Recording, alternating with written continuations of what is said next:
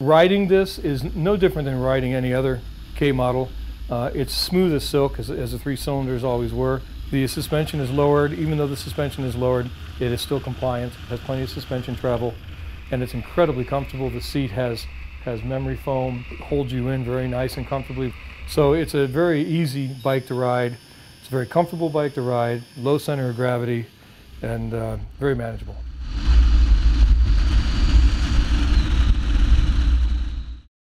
Hi, I'm Larry Romestant from Romestant Engineering and Design.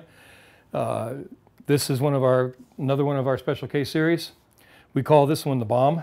It's named after my wife, who is the Bomb, and it was built by me for my wife because of the inseam challenge. Being 5'5", she needs to be able to get flat-footed on a bike this size, and the only way to do that would be to lower the seat, modify the frame, drop everything down and make it comfortable for her. So that's what we did with this build. It's comfortable for anyone with a 32-inch inseam. You can put your feet on the ground and you're very comfortable. This is a retro modern style. This has a bit of a twist with the full round fender and the Lucas taillight. But the headlight is a standard /2 headlight with H4 conversion and a custom gauge face for a digital gauge. But it's a standard style headlight. The ring is a standard ring that goes, the protection ring. The front fork is a standard K fork. It's just been creamed over. The idea is to soften everything. If you notice, all the fasteners have caps. All the hex or Allen fasteners have caps. The idea is to soften that look, make it less mechanical and smoother. And it seems to work. The color is Elfenbein. It's a common color from BMW from the 50s on. I made the seat pan out of heavy gauge steel, and it's covered with it's got memory foam and covered in leather.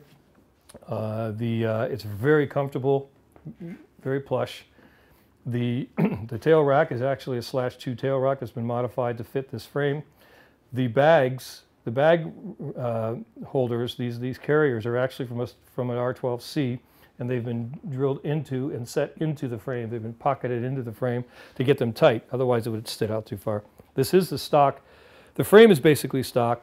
I've shortened the tail. This is 2 inches shorter. This is all moved in 2 inches, and the frame has been lowered over 2 inches, about 2.5 inches. It's been lowered, as well as a seat has been lowered and widened.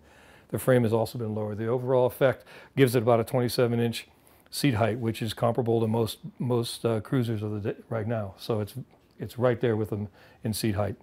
The tail light is a Lucas tail light. It's a standard Triumph issue style tail light from that period, and it's been painted to match the frame, match the body. And this is another Evan Wilcox hand-formed aluminum fender. Yeah, this is another K75S front end. It's valve for rebound and compression, both legs, and it's internally shortened 1.5 inches to bring the whole thing down without shortening the tubes. The brakes are the 305 millimeter 1100 series, the K1100 brakes, the floating brake, 2-pot caliper that was on the fixed brake of the K bike, and with a custom made brake mounting bracket. The front fender is a standard K fender. It was a standard plastic K. This is a true solid aluminum cast fork brace that's been chrome plated, and the triple trees are stock K with the brake line that goes through the center, and that's the way the front end's built. The front wheel is an 18-inch 3-spoke K wheel, and it's been modified to fit this with spacer changes on the front end just to align it properly.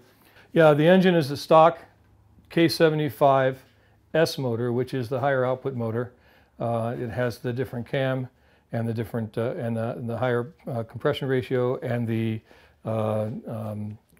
slightly more horsepower than the C version. So it's the S model motor. We use the R1200C bracket. I had to add the structure for supporting it, of course. And I wanted to be able to use not only the 21 liter, but also the 35 or 35 liter bag. And the way I couldn't do that if I just kept the beg plate stock, because they would contact. So I cut them off, smooth them. These are chrome plated and painted. So you can put either one of these models on here. Where's the lever? Oh, it's right here. So let me take this off. So here's the other bag that goes on this thing. It's a 1200C bag, but it's the large bag, and it's a beautiful bag, and it holds a lot of things. So we thought we'd give the operator or the owner the option of having that as well. Carol loves it. She can use it. She can use it for longer trips. She can store more things, but you have the ability to put both bag sizes on there, which is a nice feature that you wouldn't normally have if you just use a standard peg plate. Yeah, so the turn signals are just the Hella replicas that were. Hella is a very well-known maker of these turn signals, and they're on a lot of the older bikes, /2s. And other brands even use them, but we wanted to put them on here because it is that retro, gives it that retro look. It's a standard. The handlebars it's a Flanders bar, and it is the same bend and height as the K1100. Bar, K100R, the K100 RT or the K1100 LT, it's basically the same bar. So it's a bit taller, of course, but it's very comfortable. It gives her a good riding position. The ergonomics are great. The pegs are also lowered and they're moved back, and the reason for that is when she puts her feet down, where her ankles are and her shins, where her shins land, can be right in the way of the middle of the peg. When she puts her legs down, her feet are right here. So by moving these back, she can get her feet in front or in back much more comfortably, and it does affect the ground clearance, but all it does is causes the pegs to fold, because when you lean this thing over in a corner, it'll knock your foot off the peg before it'll even touch anything or ground anything on the bike. So it's not like there's not enough ground clearance, there's plenty.